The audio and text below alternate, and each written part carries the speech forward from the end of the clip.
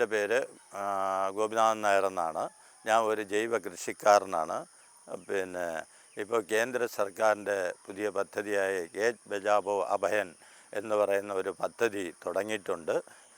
നമ്മുടെ കൃഷി ചെയ്യുന്നിടത്തുള്ള മണ്ണെടുത്ത് നമ്മുടെ അടുത്തുള്ള കൃഷിഭവനിൽ കൊടുത്ത് അത് ഫ്രീ ആയിട്ട് അവർ പരിശോധിച്ച് തരും. അത് പരിശോധിച്ചതിന് ശേഷം മാത്രമേ വളങ്ങൾ ചേർക്കാവൂ. അതല്ലാതെ ഇരുന്ന് കഴിഞ്ഞാൽ ഈ മണ്ണിൻ്റെ അമ്ലാംശം നഷ്ടപ്പെടുകയും കൃഷി വളരെയേറെ മോശമാവുകയും ചെയ്യും. നമ്മൾ രാസവളം കൂട്ടിക്കൊണ്ട് ഒരു പ്രയോജനവുമില്ല. മണ്ണ് പരിശോധിച്ച് മാത്രമേ അതിൽ വളം ചേർക്കാവൂ. മണ്ണ് പരിശോധിച്ച് വളം ചേർത്താൽ നല്ല രീതിയിലുള്ള ഫലം നമുക്ക് ലഭ്യമാവുകയും ചെയ്യും. പിന്നെ ഏത് കൃഷിക്കായാലും കൃഷിക്ക് അതിൻ്റേതായ വളം കൃഷിഭവൻ നിർദ്ദേശിക്കും.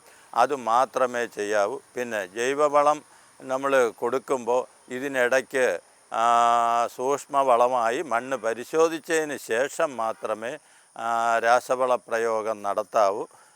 എങ്കിൽ നമുക്ക് വളരെയേറെ ഫലപുഷ്ടിയായിട്ടുള്ള വിളവ് നമുക്ക് ലഭിക്കും. ജൈവവളവും രാസവളവും നമ്മൾ യോജിപ്പിച്ച് അത് ചെയ്യുന്ന സമയത്ത് കൃഷിഭവൻ നിർദ്ദേശിച്ചതിന് മാത്രമേ അങ്ങനെ ചെയ്യാവൂ.